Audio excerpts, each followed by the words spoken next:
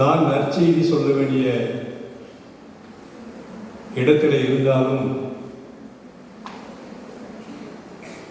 கிறிஸ்து வாழ்கின்ற காலத்தில்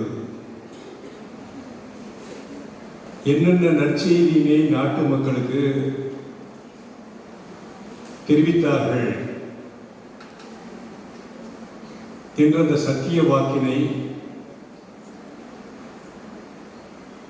விவிலியத்தில் வருகின்ற செய்தியினை என் கருத்தாக சொல்ல முடியாது. 2000 ஆண்டுகளுக்கு முன்பு இந்த மண்ணில் அந்த குமாரன் ஏன் பிறந்தார், எதற்காக பிறந்தார்,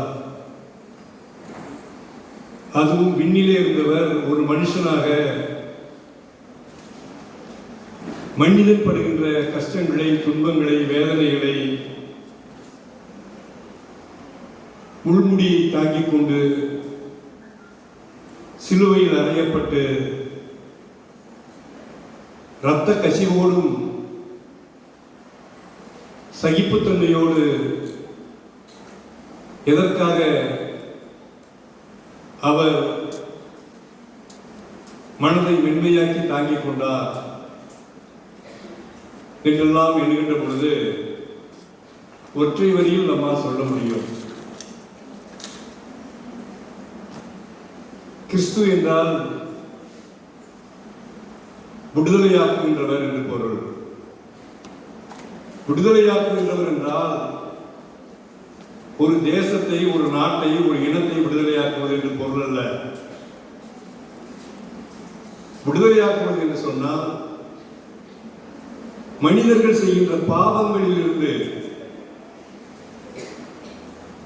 மனிதர்கள் தான் வாழும் காலத்தில் செய்கின்ற அறியாமையினால் செய்கின்ற தவறுகளில் இருந்து விடுதலையாக்குவது. அந்த பாவங்களை தான் சுமந்து பாவ பலியாக ஏற்றுக்கொண்டு மனிதர்கள் செய்கின்ற பாவங்களை, உலகத்தில் மனிதர்கள் எத்தனை கோடி மக்கள் வாழ்கின்றார்கள். இது பாவபலி என்கின்ற வார்த்தை எப்பொழுது பயன்படுத்துகின்றார் என்று சொன்னால், இஸ்ரவேல் ஜனங்கள் மோசே என்கின்ற அரக்கனிடம், பார்வோன் என்கின்ற அரக்கனிடம் சிக்கி நெடுங்காலமாக அடிமையாக்கப்பட்டிருக்கின்றார்கள். மோசே மூலமாக இஸ்ரவேல் ஜனங்கள் எகிப்து நாட்டில் அடிமையாக்கப்பட்ட இஸ்ரவேலர்களை மீட்டு தன் தாயகத்திற்கு கொண்டு வரும் நாளை நினைவூர்ந்துதான் பஸ்கா பண்டிகை கொண்டாடப்படுகிறது. 2000 ஆண்டுகளுக்கு முன்பு இயேசு தன்னுடைய சீடர்களோடு ஜெருசலேம் வருகின்றார். புசிக்காத அப்பத்தை, புளிப்பில்லாத அப்பத்தை சாப்பிடுவது பஸ்கா பண்டிகையின் ஒரு பகுதி, ஒரு அம்சம். புளிப்பில்லாத அப்பம். இயேசு சொல்லுகின்றார், சீடர்களே, நான் உங்களோடு புளிப்பில்லாத அப்பத்தை சாப்பிட்டு இந்த பஸ்காவை கொண்டாட விரும்புகிறேன். ஆனால் நான் புசிக்க மாட்டேன். என் கடவுள் அரசாட்சி வருகின்ற வரைக்கும் நான் புசிக்க மாட்டேன் சொல்லிவிட்டு ஒரு தீர்க்கதரிசியாக சொல்கிறார். முதலிலே குறிப்பிட்டேன், இயேசு என்றால் விடுதலையாக்குகின்றவர், விடுதலையாக்குகின்றவர். கிறிஸ்து என்றால் தீர்க்கதரிசி என்ற பொருள். ஆக தீர்க்கதரிசியோடு நம்மளை விடுதலையாக்குகின்றவர். இங்கே வருகின்றேன், நான் பஸ்காவை புசிக்க மாட்டேன், உங்களுள் ஒருவன் என்னை காட்டிக் கொடுப்பார். தெளிவாக்குகின்றார், உங்களுள் என்னை ஒருவன் காட்டிக் கொடுப்பார். சொல்லிவிட்டு எவனொருவன்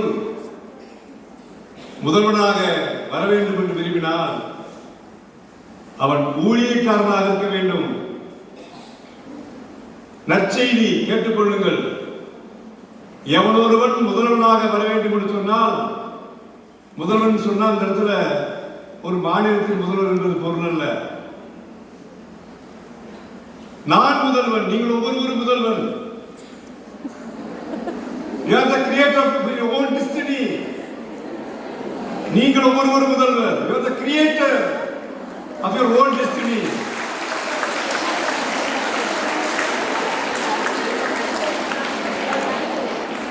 All the strength and inspiration, all the strength and inspiration you want is within you.